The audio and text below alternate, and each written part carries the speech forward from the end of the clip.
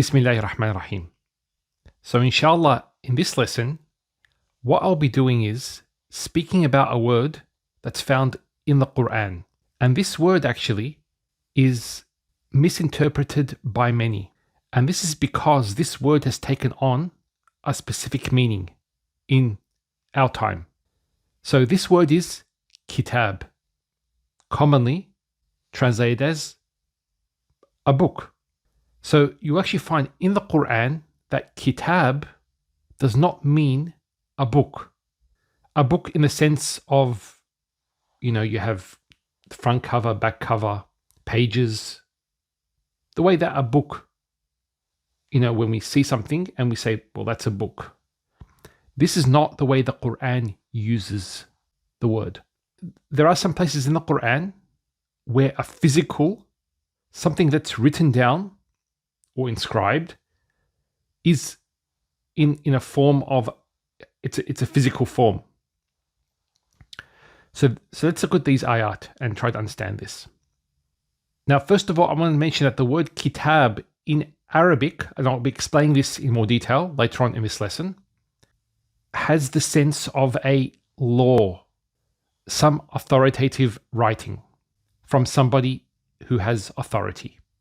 And the word kataba, for example, is used to mean to order something, or to prescribe something, or to decree something.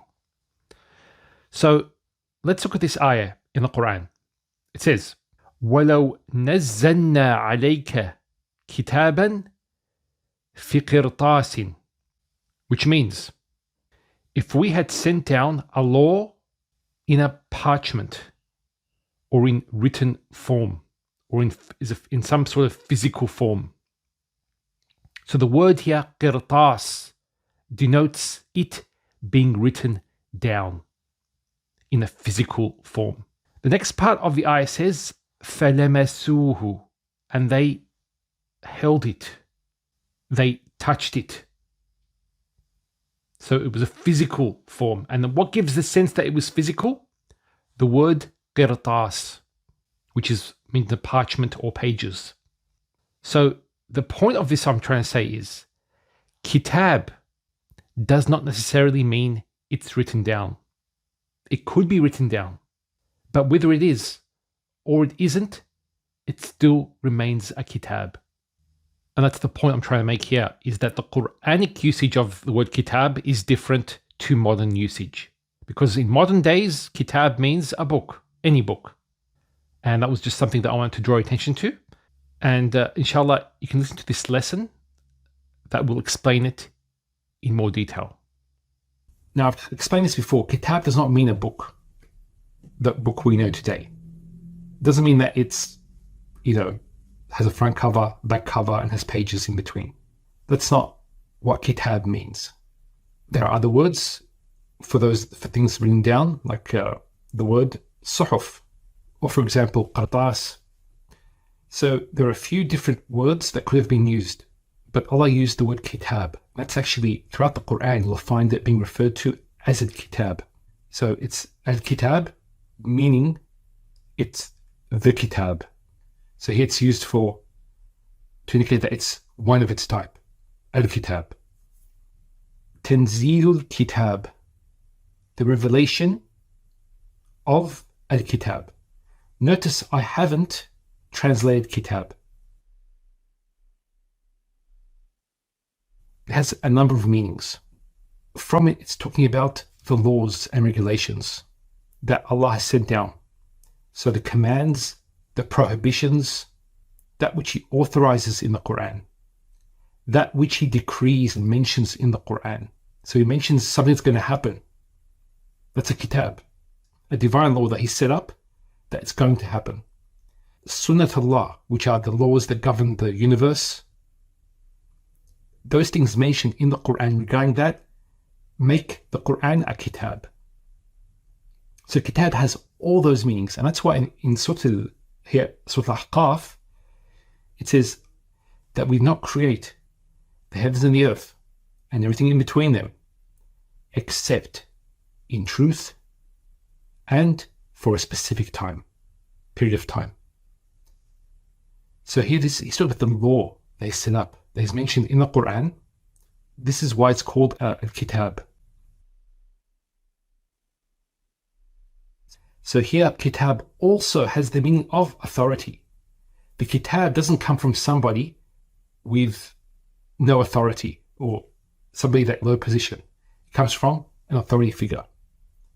So, for example, a judge, the government, for example, decree something. That's a kitab. Let's go to the base letters. From the same base letters, we get the word kabata. Kabata, it's used in the Quran, this root. It actually means to make someone abased and humiliated. Also, in classical Arabic, if we said kabatahu, it means that he wrestled and put his face on the ground in submission. So that's physically subduing him. Now, what's interesting is there's actually a meaning related with this root and with kataba. And that has to do with being in a position of authority. So when one submits one or obeys one, they have authority. They have the power. And similarly, kataba is actually used for authoritative writing or a decree from someone in a higher position. And for example, from Allah subhanahu wa ta'ala, Malik Yawmiddin. And on a more small scale, we have the judge who issues decrees and verdicts. So here, kataba actually means to order, to prescribe, to make a contract, to make a decree. And most importantly, it's used for revelation, which is the strongest form and the most authoritative of writings or decrees. Now, finally, I just want to mention one ayah that uses this root and just to explain what's happening here. Okay, Allah subhanahu wa ta'ala says in the Quran, for example, فِيهَا كُتُبٌ قَيِّمَةٌ. In it are upright kutub. This is clear that it's talking about the Quran. So what does it mean by saying that in the Quran, فِيهَا كُتُبٌ قَيِّمَةٌ? In it are kutub, which is a plural of kitab. There are upright. Let's just use the word books. Do we have books in the Quran like the Bible? So you understand actually there's something that's not right in translating kutub as books. There is an opinion among scholars that kutub means suwar. But then the question comes, why didn't Allah subhanahu wa ta'ala use the word suwar, the plural of surah? Why did he say kutub? So let's reconcile this, inshallah. Now, Allah subhanahu wa ta'ala actually explains these kutub. So we don't need to go too far to understand this. In this case, kutub means commands. And where do I get this meaning from? And why do I say that? Just read the rest of the surah. وما أمروا إلا ليعبدوا الله مخلصين له الدين حنفاء ويقيموا الصلاة ويؤتوا الزكاة وذلك دين القيمة. And this is the deen al-qayyimah. The same word, qayyimah, the deen. So the commands are kutubul qayyimah, and the religion is also qayyimah. Qayyimah means that it's upright and that it guides one to the proper conduct.